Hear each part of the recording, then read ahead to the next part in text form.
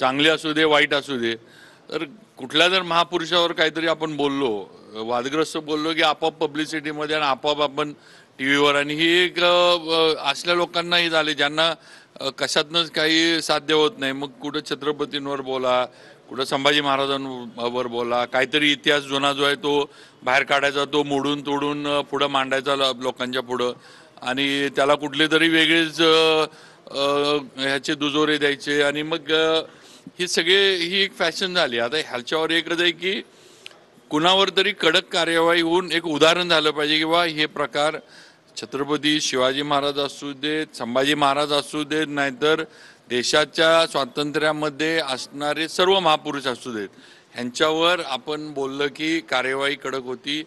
हे एक उदाहरण कोणावर तर झालं पाहिजे.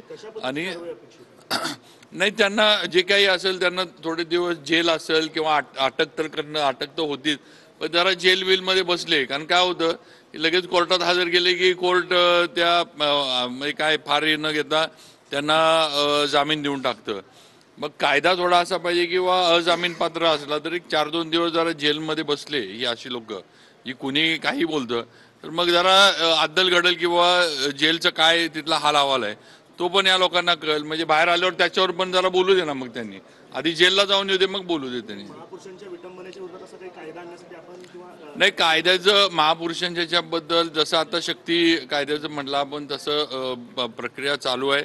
शेवटी कायदा आणत असताना त्याच्यातनं परत पळवाटा निघू नये हे लक्ष ठेवायला लागतं. त्यामुळं थोडं कायदा आणण्याच्या दृष्टीनं जे काही सगळीकडनं तो ज्याला आपण काय म्हणायचं वॉटर टाईट म्हणतो असा कायदा असला पाहिजे की ज्याच्यातनं आरोपीला शेवटी सुटता आलं नाही पाहिजे. नाही तर कायदा आला आणि त्याला पळवाटा असल्या तर त्या पळवाटांचा वापर करून कायदा यायच्या आधी जे असे आरोपी असतात हे त्याचा अभ्यास करून आधीच बसलेले असतात. त्यामुळे कायदा आल्या आल्या त्यातनं पळवाटा हुडकून ठेवतात आणि बाहेर पडायचं सगळं प्लॅनिंग करतात. त्यामुळं कायदा हा शिक्षा झाली पाहिजे असा कायदा नक्की येईल दोन्हीच्या बाबतीमध्ये.